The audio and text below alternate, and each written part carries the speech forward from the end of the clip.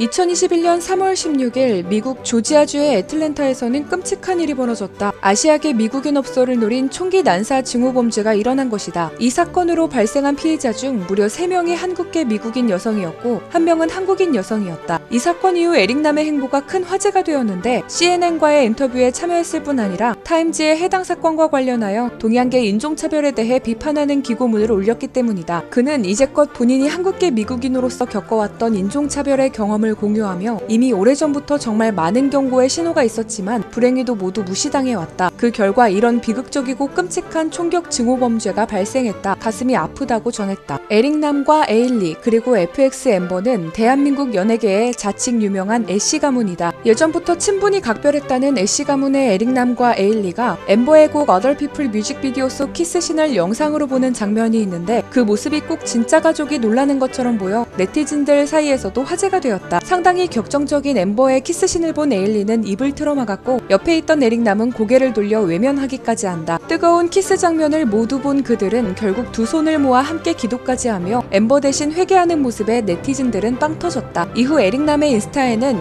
영어로 엠버를 교회로 데려가야겠어, 집에서 구몬이나 풀어, 구몬만 등의 댓글을 남겨 또 한 번 웃음을 안기기도 했다.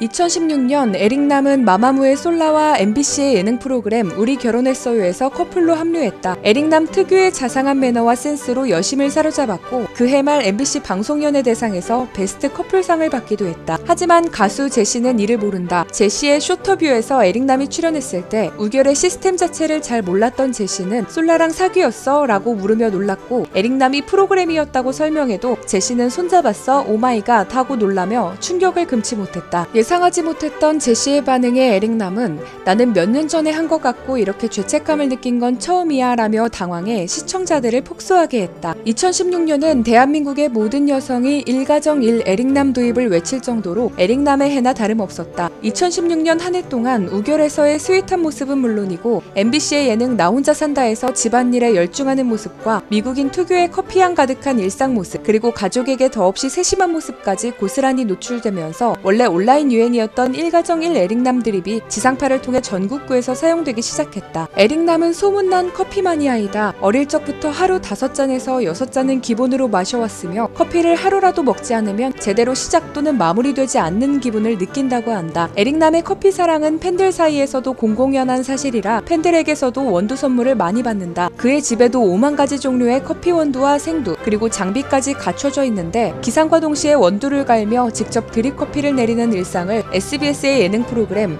살짝 미쳐도 좋아해서 공개하기도 했다. 아메리카노, 카페라떼 등 모든 종류의 커피를 좋아하는 에릭남이지만 그 중에서도 초콜릿 맛이나 특별한 향이 나는 커피를 선호한다고 한다. 한국계 미국인인 에릭남은 대부분 사람이 2개 국어에 유창한 것으로 알고 있지만 사실 그는 무려 4개 국어를 할 줄 아는 언어 천재다. 우선 중국어의 경우 보스턴 대학교에 재학할 당시 중국 베이징에서 1년간의 유학으로 배울 수 있었다고 한다. 스페인어의 경우 실전파 네이티브급은 아니지만 기본적인 표현을 습득해서 자연스럽게 구사하는 정도라고 한다. 또한 그는 일본어까지 배우고 있다고 밝힌 적 있다. 사실 그의 한국어 실력이 워낙 출중해서 많은 이가 에릭남이 원래 한국어를 잘했다고 알고 있지만 그렇지 않다. 그는 오디션 프로그램 위대한 탄생 출연 이후부터 피나는 노력 끝에 지금의 한국어 실력을 갖출 수 있었다. 그러므로 타고난 언어적 감각이 남다름을 알 수 있다. 에릭남은 가수 활동과 동시에 인터뷰어로서의 영역도 넓혀나갔는데 유창한 영어 실력과 타고난 센스 덕분에 세계적인 배우나 모델들과의 인터뷰에서도 뛰어난 활약을 보여주었다. 덕분에 인터뷰에 참여한 많은 스타가 그에게 호감을 표시한 바 있으며 세계적인 스타들이 내한할 때면 인터뷰어로 꼭 에릭남을 찾는 경우도 허다하다고 한다. 그 중에서도 클로이 모레츠와는 절친한 친구로 관계가 발전하기도 했으며 심지어 가족들끼리 만나 식사를 한 적도 있다고 한다. 에릭남은 그저 스윗함으로 여심을 사로잡은 인물이 아니다. 평소 사회 이슈에도 관심이 많고 일상적으로 간과하기 쉬운 도의적 매너까지 철저하게 챙길 줄 아는 지성미를 겸비했기 때문이다. 이런 그의 완벽한 모습이 예상치 않게 드러난 프로그램이 있는데 바로 에릭남이 SNL의 호스트로 출연했을 때다. SNL의 3분 시리즈 중 3분 카레 콘셉트로 인도가 연상되어서 제작진은 간디를 희화화하는 대본을 그에게 전달했다고 한다. 그러나 대본을 확인한 에릭남이 한 나라를 대표하는 위인을 절대 희화화할 수 없다고 해서 인도 음식점을 운영하는 홍석천으로 대본을 수정했다고 한다. 하지만 에릭남은 홍석천 역시 성소수자를 대표하는 사람이기에 그를 희화화할 수 없다고 했고 그의 고집으로 결국 드래곤볼 크리링으로 콘셉트가 전면 수정되었다고 한다. 이 뒷이야기를 알게 된 네티즌들은 대부분이 별 생각 없이 넘길 수도 있었던 부분인데 어떻게 저걸 짚을 생각을 했지? 진짜 배운 사람이다. 매너만 좋은 게 아니라 똑똑한 남자 같다 등의 극찬을 보이기도 했다. 1가정 1에릭남 도대체 언제 도입되는 걸까요? 유창한 진행 실력과 스윗한 노래 실력으로 대한민국을 넘어 글로벌 팬들의 마음마저 훔치는 중인 에릭남이었습니다. 시청해주신 여러분께 감사드리며 오늘의 영상 마칩니다.